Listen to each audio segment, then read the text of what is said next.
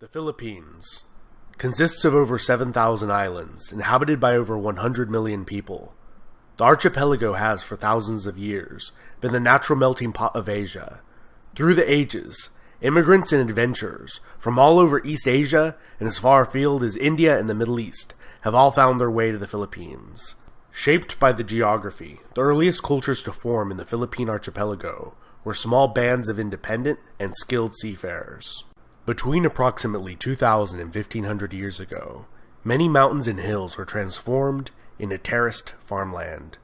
Many still in use today are fed by ancient sophisticated irrigation systems, channeling water down from the rainforests above the terraces, and it is said that the steppes put end to end would encircle half the globe. The Sahuin culture is one of the best early examples of extensive trade, cultural ties, and possibly immigration into the Philippine archipelago. Objects made from gold and glass, bronze weapons, tools, and mirrors were imported from the mainland. Throughout this cultural region, similar art and jewelry was crafted, and the cremation of the dead was ubiquitous. The Sahuin culture is thought to be the predecessors of the Cham people of Vietnam, who formed a venerable kingdom.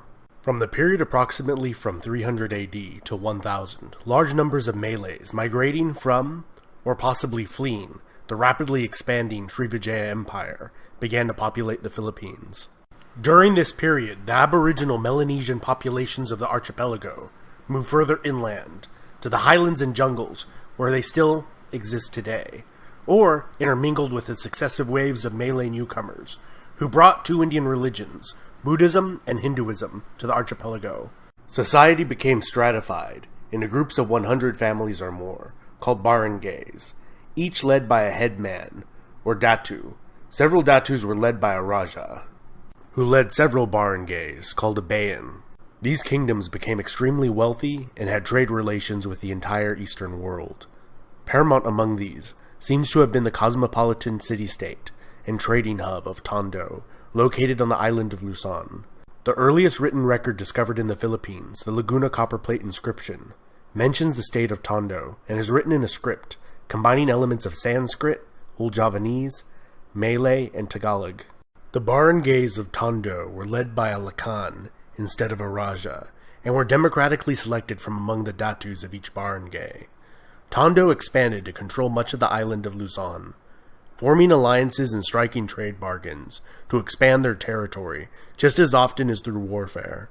Formed from several ethnic groups, the Ifugao and the highlands of Luzon formed the longest-lasting state in the Philippines.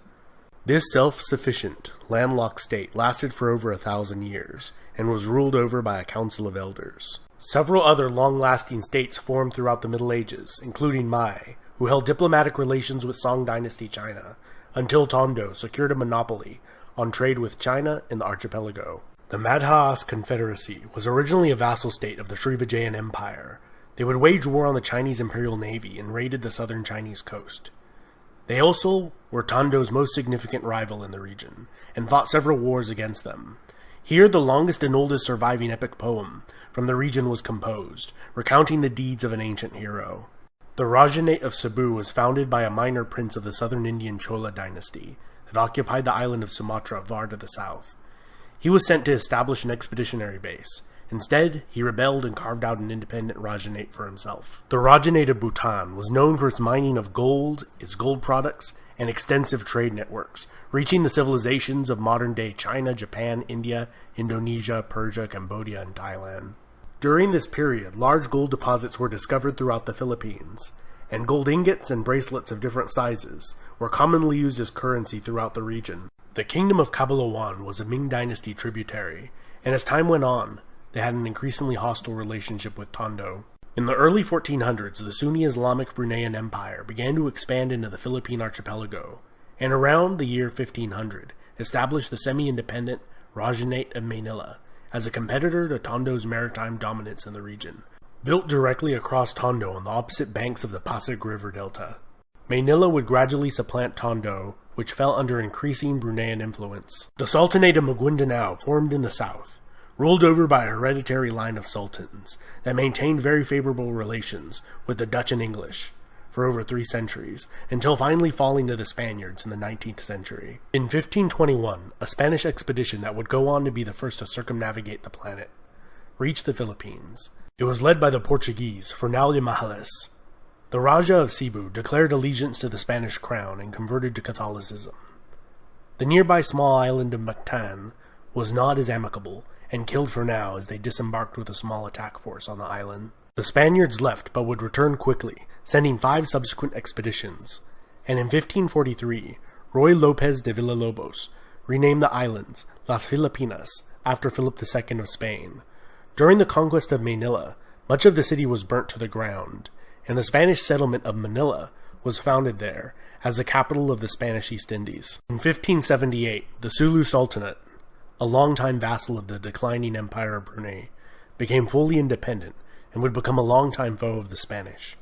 The Sultanate of Sulu became notorious for the so-called Moro raids, pillaging and taking of slaves. The Spanish would burn down their cities several times, only to have new bases of operations sprout up on different islands. By the mid-1600s, Manila was a bustling port city, as galleons crisscrossed the Pacific Ocean, leaving from Acapulco in modern-day Mexico, filled with silver, mined there and in Potosi, and returning from Manila, filled with luxury goods such as porcelain, silk, and spices. Spanish territory would slowly expand, defeating a series of Dutch attempts to seize Manila. The British did seize it for a short while during the 7 Years' War, only to return it after the war had ended, and the treaty stipulated that they do so. Over the centuries of Spanish rule, Spanish became the primary language used in the Philippines. Many of the regional dialects and scripts completely disappeared over time. Following the Spanish-American War and period of U.S. military rule, the Philippines became an American territory, and in 1935 became an American Commonwealth. During the brutal Japanese occupation of the Philippines in the Second World War, 500,000 to 1 million Filipino civilians were killed.